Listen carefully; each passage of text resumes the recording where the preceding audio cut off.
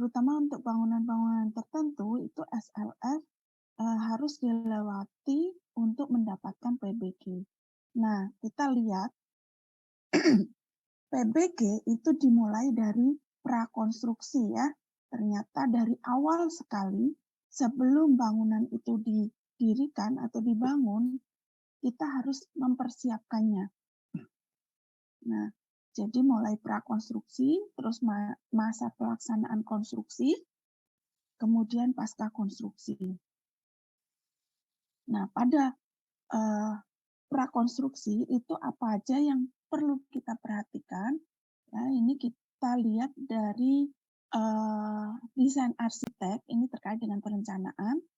Kemudian strukturnya itu adalah perancangan, ya. Jadi prakonstruksi itu meliputi perencanaan dan perancangan.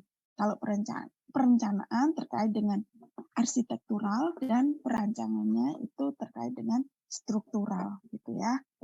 Nah, kemudian di sana ada luaran atau produk ya yang diperlukan untuk pengurusan PBG ya. Yang pertamanya ada gambar rencana, dokumen kontrak, RKS ya, persyaratan teknis itu kan RKS ya.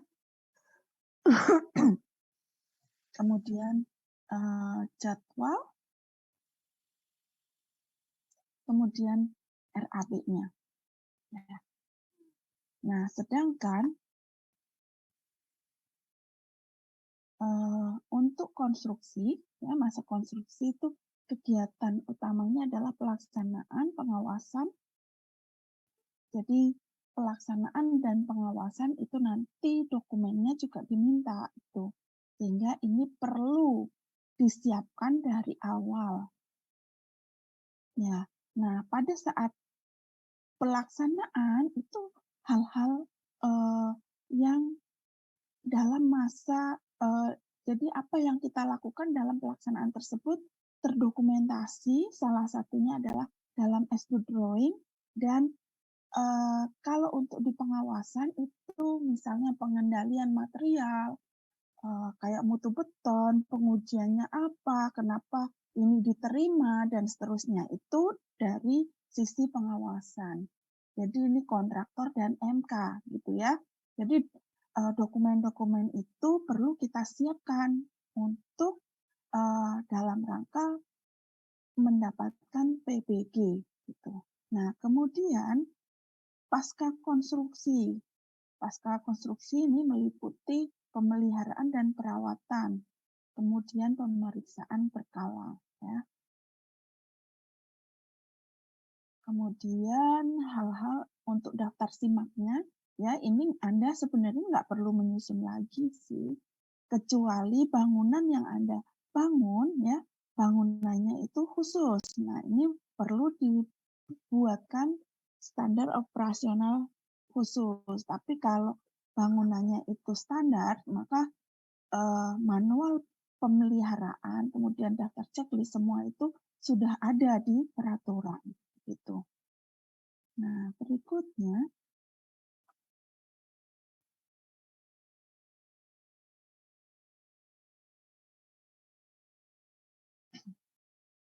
persyaratan bangunan gedung ini, nah kita lihat di sini ya, PBG itu diperlukan, ya, memerlukan SLF, sertifikat layak fungsi, gitu ya.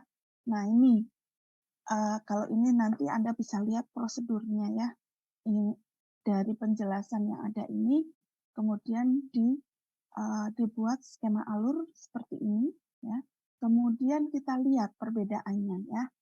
Dari IMB menjadi PBG. Kalau IMB itu berdasarkan Undang-Undang tahun 2002 ya, nomor 28. Sedangkan kalau PBG ini berdasarkan peraturan pemerintah nomor 16 tahun 2021.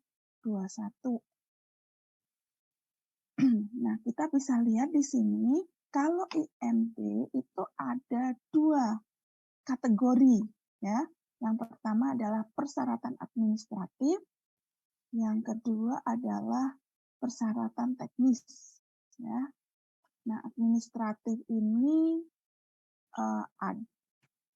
terkait dengan kayak apa namanya kepemilikan ya.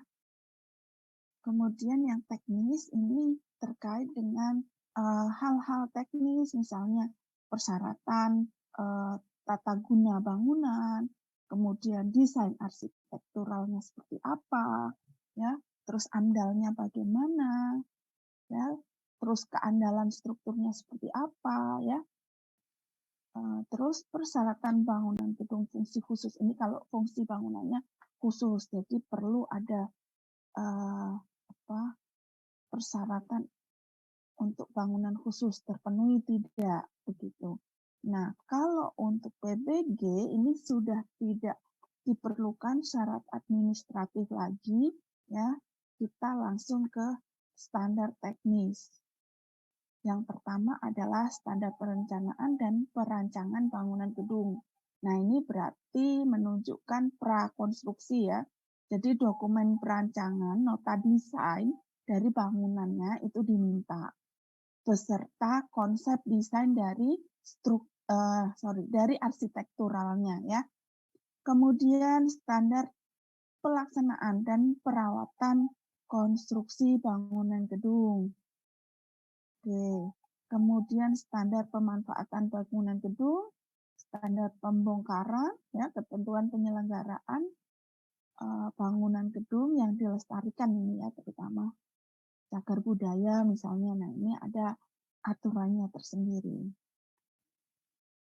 Begitu ya. Jadi ini semua diminta dalam pengajuan PBG yang dulunya adalah IMB itu. Ada yang mau ditanyakan? Nah, sekarang kita lihat prosedur dari proses PBG. Tahapannya meliputi ada konsultasi, kemudian penerbitan, terus tahapan pelaksanaan, ya, dan pengawasan konstruksi.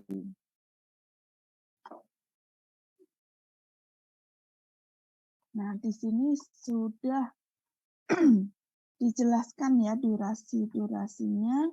Kemudian kita juga bisa lihat di sini di mana kita harus mengurusi ya. Di sini ada yang warna ini warna apa ya?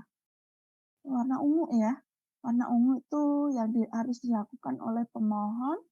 Kemudian yang warna orange muda ini dinas teknis ya, itu biasanya kayak dinas PUPR yang bagian khusus untuk mengurusi PBG, kemudian dinas perizinan. Biasanya di suatu instansi Pemda itu ada satu dinas tersendiri, namanya dinas satu pintu perizinan dan penanaman modal atau apa gitu istilahnya ya. Nah, ini adanya di langkah keempat di sini. Gitu. Oke. Berikutnya. Bu Anis. Ya, silakan. Saya boleh minta izin record, Bu? Oh, ya, silakan. Siapa yang mau merecord? Billy. Bentar ya, Billy ya. Billy Gracia? Iya, Bu. Oke. Oke, terima kasih, Bu. Sama-sama. Recording in progress.